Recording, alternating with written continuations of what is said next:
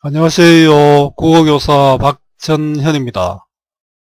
여러분, 제가 이거 블루문을 찍었는 건데요. 이 아무리 좋은 달이라도 사람의 상황에 따라서 의미가 달라질 것 같습니다. 중국의 시인 중에 우리 두보라는 시인이 있죠. 이 태백과 두보는 당나라 시대의 유명한 시인인데요.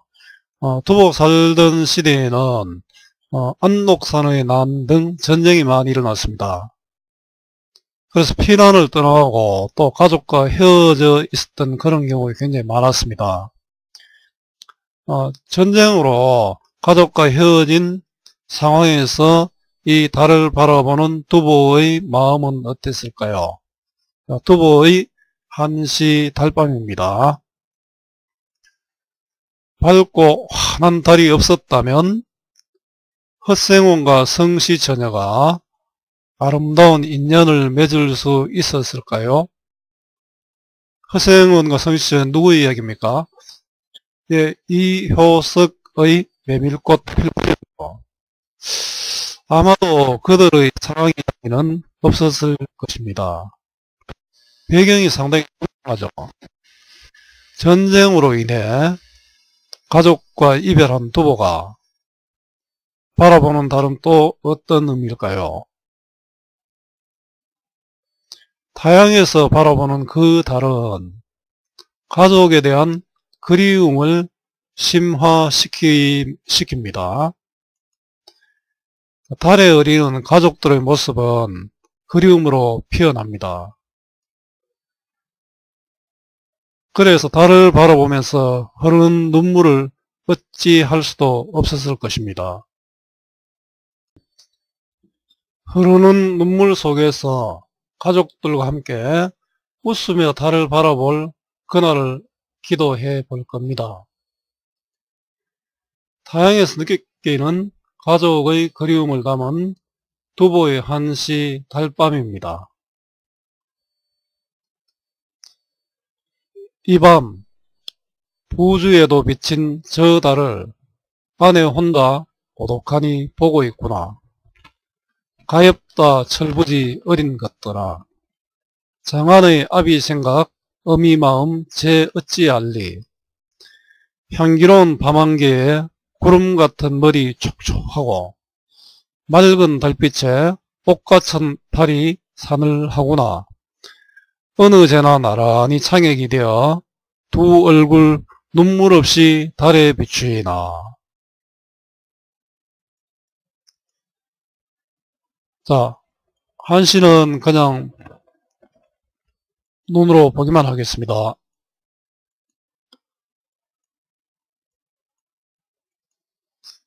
이 밤 부주에도 비친 저 달을, 자, 지금 달이 환하게 뜬 밤이죠. 자, 시간적 배경이고요. 부주는 가족이 있는 곳입니다. 공간적 배경이 되겠죠. 자, 비친 저 달. 자, 달은 내가 있는 곳에도 비치고 가족이 있는 부주에도 비치고 있지 않습니까? 자, 화자와 대상을 이어주는 매개체가 됩니다. 눈에 보이는 듯 하죠. 그래서 시각적 심성입니다. 자, 우리 시에서는 여러가지 심성이 쓰이죠. 시각, 촉각, 미각, 후각, 또 공감각 등이 쓰입니다. 자, 이 달은 내 감정을 더욱더 잘 드러내주는 역할을 하죠. 자, 이런 역할을 하는 소재가 객관적 상관물이 됩니다. 여러분, 객관적 상관물의 범위를 정확히 이해를 한번 해볼까요?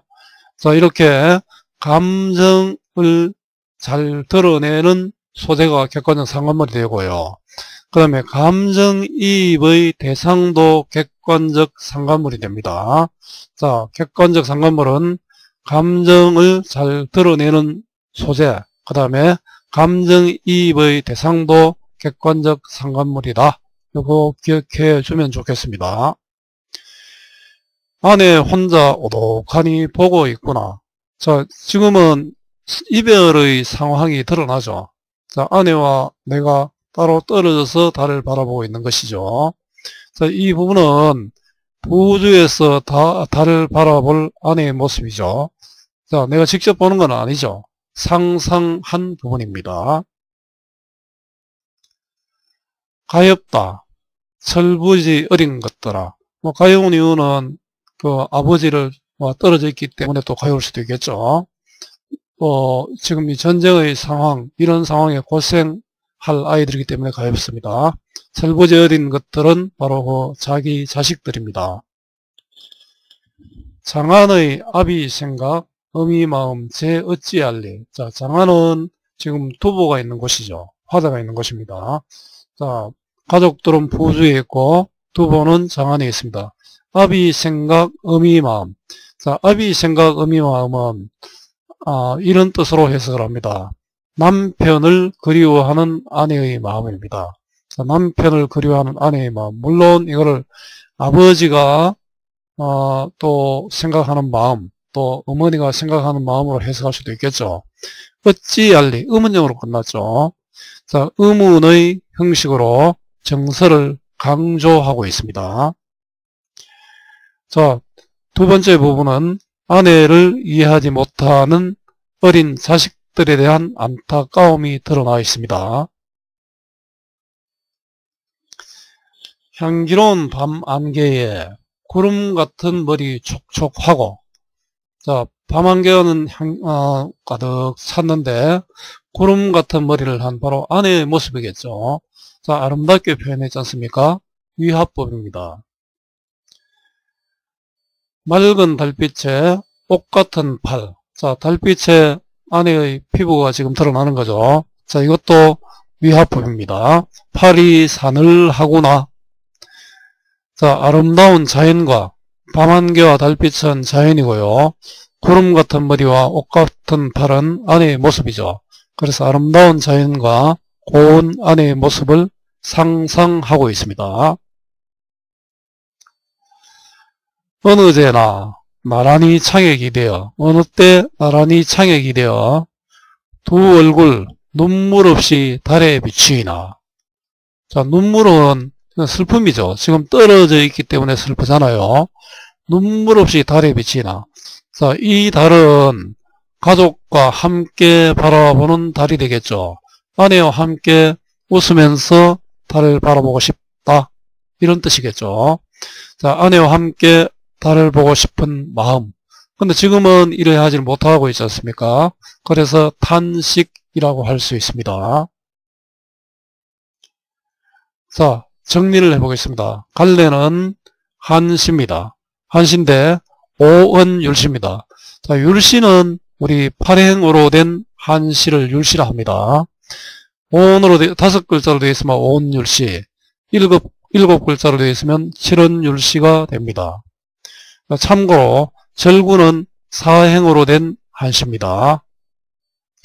자, 성격은 서정적, 서정적은 개인의 마음을 담은 거고요.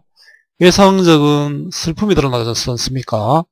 자, 감각적이죠. 감각적은 시각, 청각, 촉각, 후각, 미각 이런 감각이 드러난다는 뜻입니다.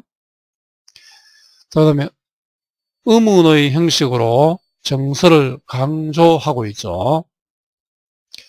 자, 주제는 가족을 그리워하는 마음이 됩니다. 또 아내에 대한 간절한 그리움이 나타납니다. 자, 특징을 보겠습니다. 아내에 대한 그리움과 재회의 소망을 드러내고 있습니다. 자, 감각적 표현으로 대상을 드러내었죠. 자기 아내를 촉촉한 머리와 달빛에 비친 팔의 모습을 드러내지 않습니까? 자연과 인물의 모습을 조화롭고 아름답게 표현했습니다. 자신의 마음과 아내의 마음을 간접적으로 드러내고 있습니다. 자, 의문의 형식으로 정서를 강조하고 있죠. 성격에서도 한 번 더 이야기한 내용입니다. 자, 문제를 풀어보겠습니다. 화자가 놓인 상황을 말해보자. 화자는 어떤 상황입니까? 예, 달을 보면서 가족을 그리워하고 궁금해하고 있습니다. 아내의 모습을 상상한 부분은 우리 한시를 보통 네 부분으로 나눌 수 있죠. 율시의 경우는 수함경미라는 말을 쓰는데요. 그 부분은 어려우니까 그냥 1, 2, 9하고 5, 6, 9가 아내의 모습을 상상하고 있습니다.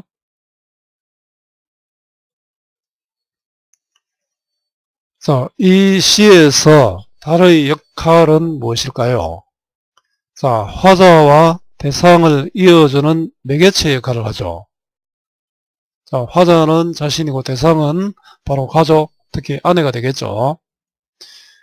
이별의 상황에 놓인 화자의 그리움과 간절함을 환기시켜주는 역할을 합니다. 환기는 불러일으킨다는 뜻입니다. 여러분, 중국의 시인 두보의 달밤을 봤습니다. 전쟁으로 인해 가족과 떨어져 있으면서 가족에 대한 그리움을 노래한 한시입니다. 그럼 국어 공부는 한번 수업을 듣고 보는 것만으로 해결되지는 않습니다. 수업을 듣고 자료를 본 다음에 이런 강의 자료를 통해서 다시 한번 확인하고 정리할 때 더 많은 도움이 될 겁니다. 여러분, 오늘도 고맙습니다.